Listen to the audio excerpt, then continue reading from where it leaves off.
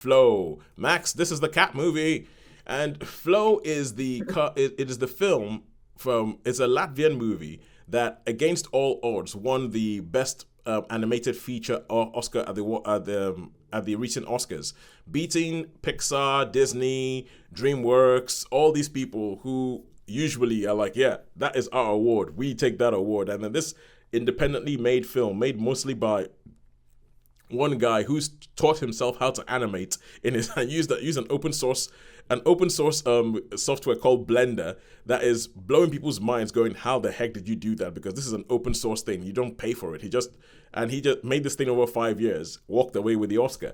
And the story of this is okay. The big headlines, the big selling points of this. Okay, it follows. There's no humans in this film. It follows animals, but in the anti-Disney way, these are not animals that speak and everything like that with famous voices. There is no dialogue in this film. There are no words in any discernible human language in this film. The only thing you get are music, sound effects, and animal noises. And these are animal noises that were recorded from real animals, where he spent ages, like, chasing his cat around, trying to get his cat to make noises to see whether they could use them in the film. That's the headline. Animated movie, all about animals, no words in it, 90 minutes, go.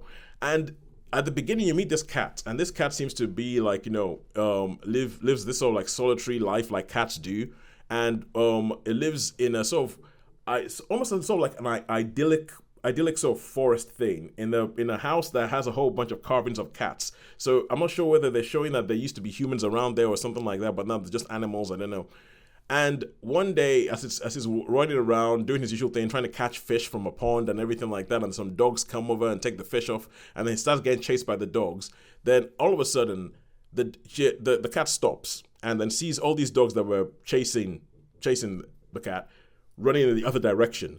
And it goes, and then all of a sudden, all these deer start running in the other direction. And then she looks up, and then all of a sudden, there's this massive wave that just comes and crashes down.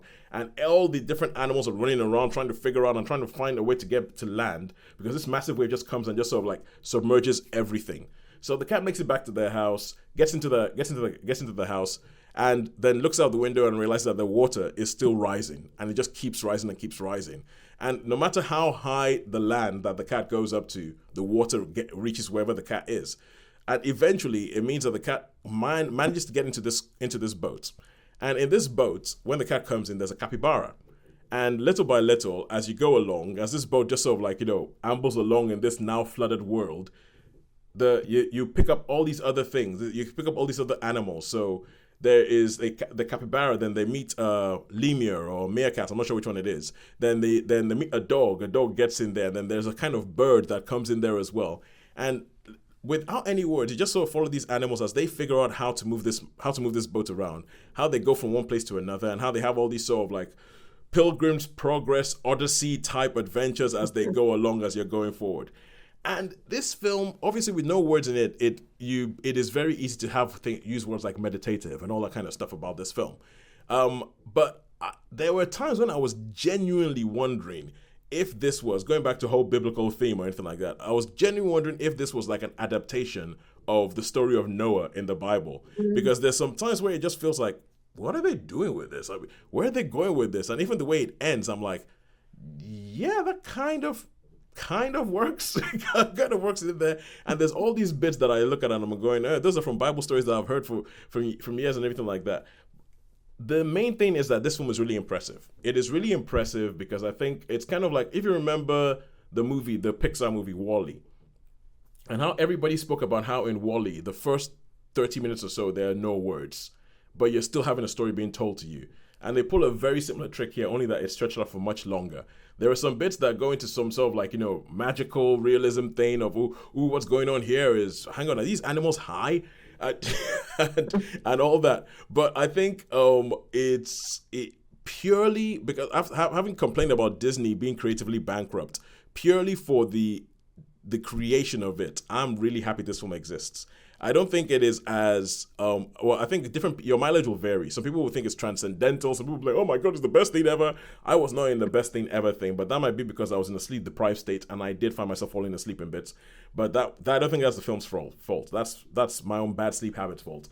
But all in all, I'll give it a 4 out of 5. I think Flow is good, and if you can go watch it, if you can't catch it, go watch it. I mean, I wouldn't say my usual thing of Sharon. If there's one animated film you watch, that's Watch this that. one. Yeah, that's usually the thing I say to Sharon. If I absolutely love an animated movie, I am not quite there with Flow, but I would be really interested to see what you think, Sharon, about this and whether and the sort of like weird kind of almost religious undertones that the film seems to have, which I don't know. I mean, the guy who made it, he's I mean, his name is Gils, he's from Latvia. I know that they do have like, well, Eastern European, so there's probably bound to be some Catholic. So there's probably something that snuck in there and anything like that.